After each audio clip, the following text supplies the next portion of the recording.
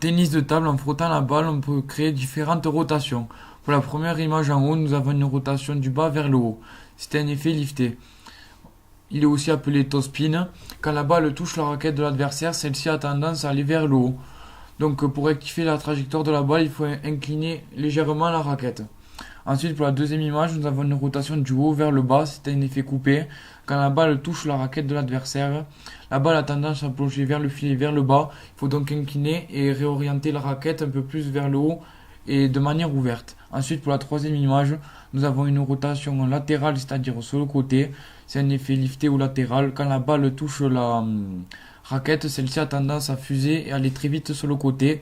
Il faut donc, pour envoyer la balle, viser avec la raquette de l'autre côté, c'est-à-dire dans l'effet inverse.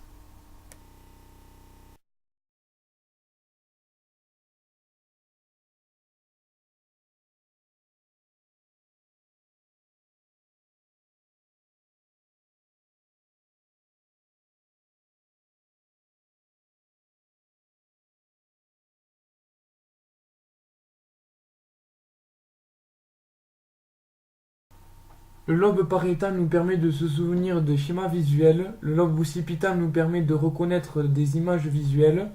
Ensuite, nous avons le lobe frontal qui nous permet de contrôler nos muscles volontairement. Et quand on joue au tennis de table, il y a toutes ces zones qui sont activées, c'est-à-dire le lobe frontal, le lobe pariétal et le lobe occipital.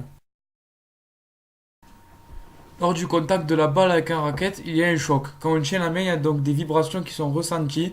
Et c'est les cellules de Pacini qui sont très profondes qui nous permettent de les ressentir. Elles nous donnent beaucoup d'indices au tennis de table car si on frappe, les vibrations seront plus importantes car le choc est plus grand. Et si on fait un toe spin, les vibrations ressenties seront plus fines.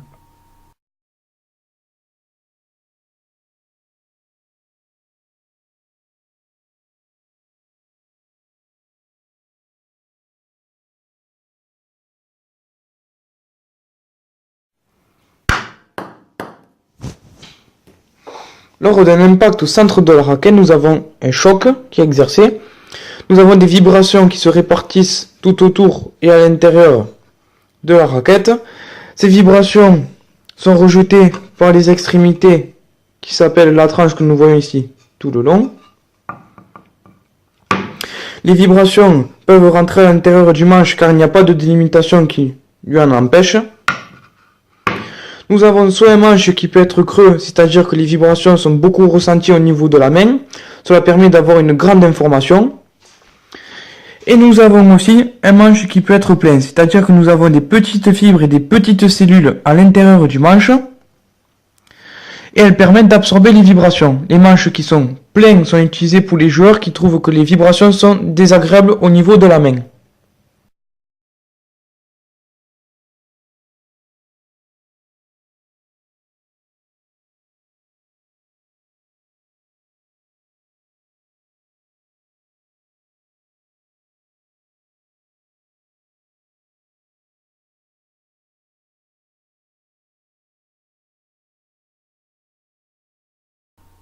Le temps de réaction est fortement diminué avec la distance AB, car la distance AB est inférieure à la distance CD.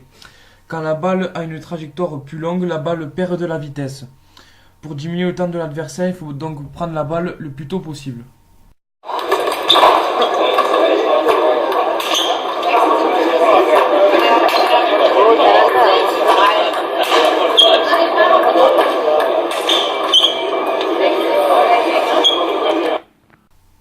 Au tennis de table, il est important d'avoir un temps de réaction qui est le plus faible possible, car la balle arrive à une grande vitesse.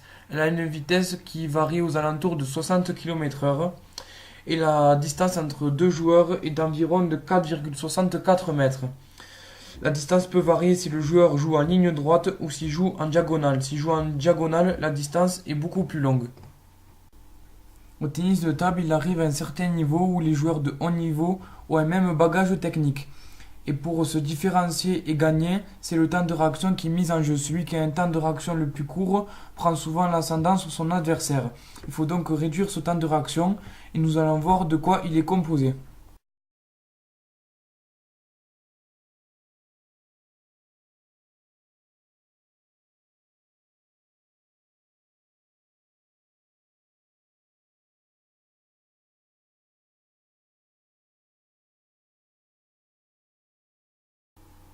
Lors du traitement d'une information, nous avons trois étapes: l'identification, la sélection de la réponse et la programmation de la réponse. Pour l'identification, le sportif doit identifier dans la situation dans laquelle il est confronté. Il doit savoir où est la balle adversaire et si est en position d'attaque ou de défense. Pour la sélection de la réponse, il doit choisir la réponse motrice la plus appropriée et le plus rapidement possible. Si on prend la bonne décision et la balle très tôt, le temps de réaction de l'adversaire est diminué. Selon Hick et Merkel, quand le nombre d'alternatives augmente, le temps de réaction augmente aussi. Et il vaut mieux anticiper, c'est-à-dire qu'on peut diminuer le nombre de possibilités. Si on choisit d'anticiper à gauche, le nombre de possibilités est divisé par 2. Mais il vaut mieux ne pas anticiper que se faire piéger. Ensuite, pour la programmation de la réponse, l'idée qu'on veut faire un geste est transformée en ordre musculaire, c'est la réalisation de l'action.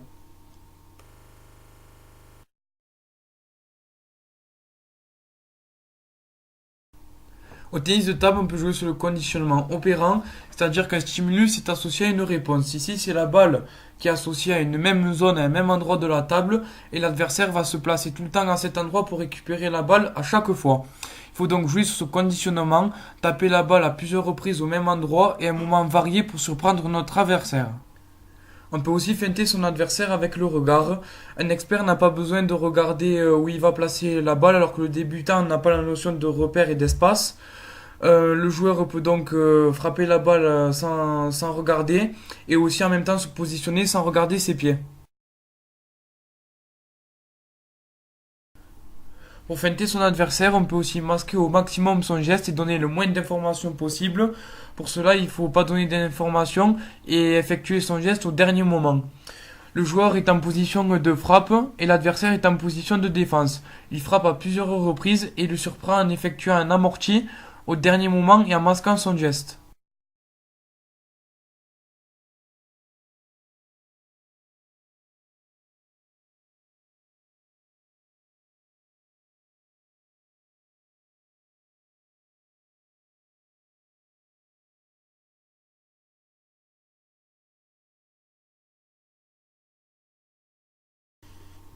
À la fin de la vidéo, on voit que l'adversaire marque le point et la balle est excentrée sur le côté. Le plus facile pour lui est de tirer en ligne droite et on voit qu'il piège son adversaire en croisant. Pour croiser, il cède de la rotation du bassin et des épaules pour ramener la balle de l'autre côté de la table.